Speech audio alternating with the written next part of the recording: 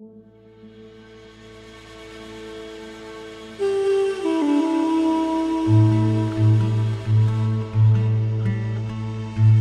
پاک نے غریبی کو عزت دی۔ حضرت عبدالرحمن ابن عوف کہتے ہیں میرا ایک دن دل کیا تھا کہ یہ دولتیں چلی جائیں میں غریب ہو جاؤں۔ حالانکہ امیروں کا کبھی غریب ہونے کو دل میرا کیا تھا کہ کس طرح فرمانے لگے ایک غریب صحابی حضرت سعد انصاری نبی کریم کی بارگاہ میں ملنے کے لیے آئے۔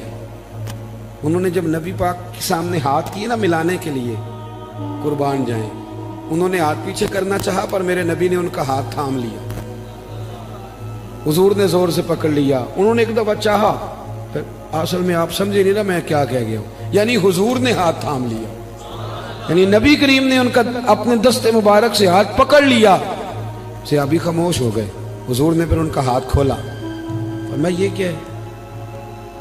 تو وہ رو پڑے، عرض کرنے لگے حضور بچے زیادہ ہیں، مزدور آدمی ہیں، پھاوڑے کے ساتھ، کدال کے ساتھ، کئی کے ساتھ کام کرتے، یا رسول اللہ یہ نہ چھالے پڑ گئے میرے ہاتھوں پہ۔ حضرت عبدالرحمن ابن عوف کہتے ہیں کائنات نے، دھرتی نے وہ نظارہ بھی دیکھا کہ جس رسول کے قدم چومنے کے لیے جبریل جھکے، اس محبوب نے مزدور کا ہاتھ چومنا شروع کر دیا۔ فرماتے ہیں غریبی کو وہ عزت ملی کہ میرا بھی دل کرتا تھا غریب ہو جاؤں، دل کرتا تھا۔ یہ کس نے ذروں کو اٹھایا اور صحرا کر دی، یہ کس نے قطروں کو ملایا اور دریا کر دیا، یہ کس کی حکمت نے یتیموں کو کیا در یتیم اور غلاموں کو دنیا بھر کا مولا کر دیا۔ ہم نا اصل میں عزت نہیں دے پائے، ہم نے وہ جو سٹیٹس کا فرق رکھا ہوا ہے نا، اس نے تباہی کر دی۔ نبی کریم کا انقلاب یہ ہے کہ، اور حضور نے نا ایک اور بات بھی ذہن میں رکھی، نبی پاک صلی اللہ علیہ وسلم نے لوگوں کو بتایا ہے کہ گناہ ہوتا ہے، کیمرے لگانے سے گناہ نہیں ختم ہوتے، کیمرے لگانے سے گناہ نہیں ختم ہوتے، چوکیاں بنانے سے نہیں ختم ہوتے، گناہ تب ختم ہوتے ہیں جب احساس پیدا ہو جائے کہ یہ چیز غلط۔ میرے معاشرے میں گالی کو لوگ گناہ ہی نہیں سمجھتے، بالکل یہ تو کوئی جرم ہی نہیں، حالانکہ حضور صلی اللہ علیہ وسلم نے فرمایا مومن کو گالی دینا اعلانیہ فسق ہے، جو کسی مومن کو گالی دیتا ہے وہ اعلانیہ اللہ کی نافرمانی کرتا ہے، اب یہ کوئی گناہ ہی نہیں۔ اب 2 3 5 لطیفے جھوٹے سنا جانا یہ گناہ ہی کوئی نہیں۔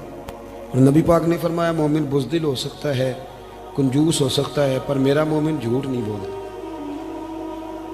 آپ سمجھے بات، ہمارے ہاں یہ معیار بن گیا کہ ہم نے گناہ کو گناہ نہیں سمجھا۔ نبی کریم نے نا انقلاب یہ برپا کیا کہ دلوں کے اندر سے نا میل کچیل نکال کے احساس پیدا کر دیا کہ گناہ ہوتا ہے۔ احساس، جب آپ کو احساس پیدا ہو جائے نا کہ مجھ سے، آپ یقین کریں مطلب موٹر سائیکل والے کو پجارو والا جب ٹکر مار دیتا ہے نا تو وہ گر جاتا ہے، تو وہ چونکہ پجاروں میں بیٹھے ہوتا ہے تو وہ الماری کھول کے یا شیشہ نیچے کر کے تو وہ اس کو کہتا ہے کہ اٹھ جا، کیا ہو گیا، مطلب تو دھیان سے نہیں چل رہا، موٹر سائیکل والوں نے تو خرید لی ہے یہ روڈ، کیونکہ وہ پجاروں پہ ہے، لہذا وہ غلطی بھی کرے تو پھر بھی وہ تسلیم کرنے کو تیار ہے۔ ایسے نہ ہو تو عقل بھی تو نہیں نہ ہو، جدے کر دانے ہو دے وہ دے کملے بھی سیانے۔ نبی کریم صلی اللہ تعالی علیہ وسلم نے انقلاب برپا کیا کہ احساس پیدا کیا، غلطی کا احساس۔ بخاری میں حدیث ہے، حضرت ابو ہریرہ رضی اللہ تعالیٰ عنہ، حضرت انس بن مالک رضی اللہ تعالیٰ عنہ حدیث کے راوی ہیں، کہتے ہیں غامدیہ قبیلے کی ایک بی بی آئی حضور کی بارگاہ، یہ لوگ گناہ کرتے تھے، بدکاری کرتے تھے، بلکہ معاذ اللہ عرب میں یہ رواج تھا کہ اگر کسی کے ہاں بیٹا پیدا نہیں ہوتا تھا تو معاذ اللہ ثم معاذ اللہ وہ کسی اور مرد کے ہاں بھیج دیتے تھے، وہ تو اس کو عیب ہی نہیں جانتے تھے۔ آج بھی آپ یورپ میں کوئی اس کو عیب سمجھا جاتا ہے؟ ہمارے حکمران ہمیں مثالیں دیتے ہیں، ہم جی اس طرح کا بنا دیں گے، میں نے کہا رہنے دو، ہم نے اس طرح کا بن کے کیا کرنا ہے؟ اللہ کا فضل ہے، میرے ملک میں آج بھی بہت ساری شرم و حیا ہے، بہت سارا کرم ہے اللہ کا، وہاں تو حد بندہ ہی کوئی نہیں، کس طرف آپ جا رہے ہیں؟ قبیلہ غامدیہ کی عورت آئی تو حضرت ابو ہریرہ کہتے ہیں وہ رو پڑی، اور اس طرح روئی کہ جیسے بڑی تکلیف میں۔ حضور نے فرمایا کیا ہوا؟ یا رسول اللہ بھول گئی تھی، غلطی کر بیٹھی، مجھ سے زنا ہو گیا۔ حضور صلی اللہ، اب دیکھیں ذرا، یہاں مجرم کو مار مار کے منواتے وہ مانتا نہیں، کیونکہ وہ پاک ہو کے دنیا سے جانا نہیں نہ چاہتا۔ حضور صلی اللہ علیہ وسلم نے نہیں منوایا، وہ خود کہہ رہی ہے تو محبوب فرمانے لگے تو کیسے ثابت کرے گی کہ تو نے زنا کیا ہے؟ یعنی مجرم کو ثابت کرنا پڑے گا۔ تو عرض کرنے لگی حضور میرے پیٹ میں ناجائز بچہ ہے۔ حضور نے فرمایا واپس جا کہ بچہ پیدا ہو جائے تو پھر آنا، گویا غلطی تیری ہے، تیرے بچے کی تو نہیں ہے۔ 8-9 ماہ کے بعد دوبارہ آئی تو پھول سا بیٹا گود میں، آ کے کہنے لگی کوئی 2 سپاہی نہیں حضور نے بھیجے کہ دھیان رکھنا بھاگ نہ جائے۔ حضور کی نورانیت کا کمال یہ ہے کہ احساس پیدا کر دیا کہ گناہ ہوتا ہے، غلطی ہوتی، احساس پیدا کیا۔ وہ آئی، یا رسول اللہ یہ بچہ ہے۔ نبی پاک صلی اللہ علیہ وسلم نے فرمایا اس کو لے جاؤ واپس اور دودھ پلاؤ، جب روٹی کھانے کے قابل ہو جائے پھر آنا۔ وہ گئی، 2 سال کے بعد آئی تو بچے کے ہاتھ میں روٹی کا ٹکڑا تھا اور رو پڑی۔ صاحب کنز الاموال نے لکھا رو پڑی اور عرض کرنے لگی یا رسول اللہ مجھے پاک کر دیں، حضور مجھے ساری رات نیند نہیں آتی، میں رو کے وقت گزارتی ہوں کہ اس حال میں مر گئی تو میں اللہ کی بارگاہ میں کیا منہ لے کے جاؤں، حضور مہربانی فرمائیں۔ یار یہاں لوگوں کو شعور ہی نہیں ہے، بڑے بڑے جرم لوگ اپنی چادر کے نیچے چھپائے پھرتے ہیں، پر احساس نہیں کہ ہم کسی طریقے سے اللہ رسول سے معافی لے لیں۔ یہ وہ انقلاب ہے تو میلاد والے رسول نے برپا کر دیا۔ اللہ اکبر۔ حضور نے ایک بچہ لے کے ایک صحابی کو دیا، فرمایا اس کی پرورش کرنا، اور پھر حضور نے لوگوں سے کہا کہ اسے پتھر مارو، اور مار مار کے سنسار کر دیا۔ حضرت انس بن مالک کہتے ہیں اسے پتھر لگ رہے تھے اور نبی پاک بے چینی کے ساتھ اندر ٹہل رہے۔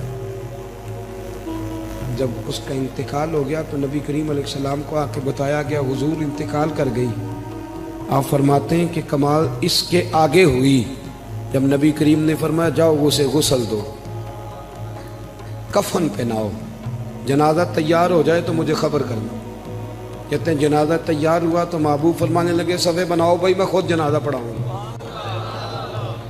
بعد مرن دے مکھڑا میرا ہو جاوے جے تازہ، پھر سمجھ لینا محبوب میرے نے آن پڑھے ہے جنازہ۔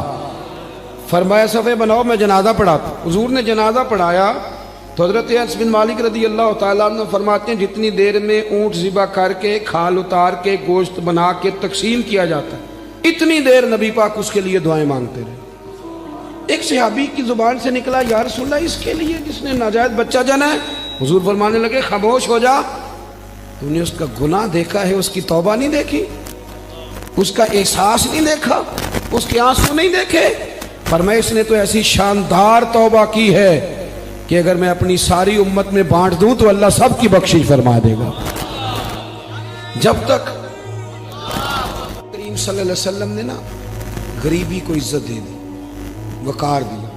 دوسرا نبی کریم صلی اللہ تعالی وسلم نے لوگوں کے دلوں میں احساس گناہ پیدا کیا، وہ سمجھ گئے یہ غلطی ہے اور ہمیں توبہ کرنی، سمجھ گئے غلطی ہے۔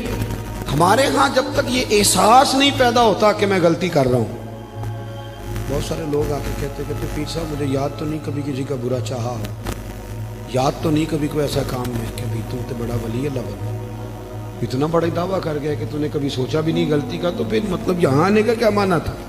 ہمارے بہت سارے دعوے، میرے سمیت آپ کسی کو چھیڑیں وہ کہے گا ایک دنیا میں بندہ ٹھیک ہے جو میں خود ہوں، اس کے علاوہ کوئی ٹھیک ہے؟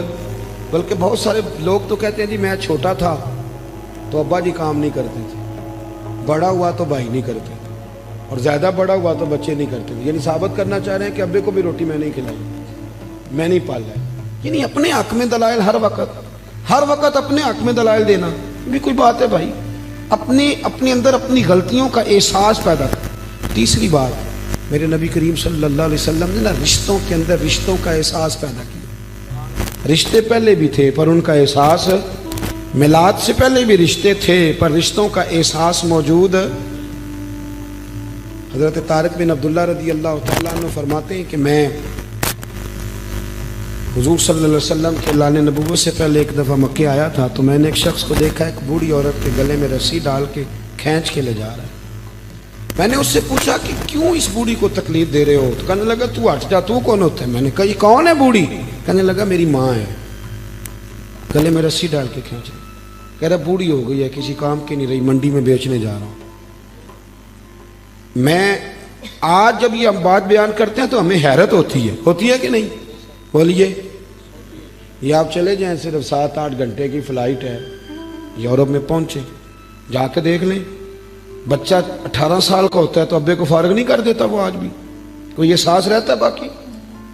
کوئی ایسی ٹینشن ہو، اس پر سیمینار ہوتا ہو، اور ماں باپ بچوں کو نکال دیتے، کہتے بھی تیری 18 سال عمر ہوگی اب تو نکل۔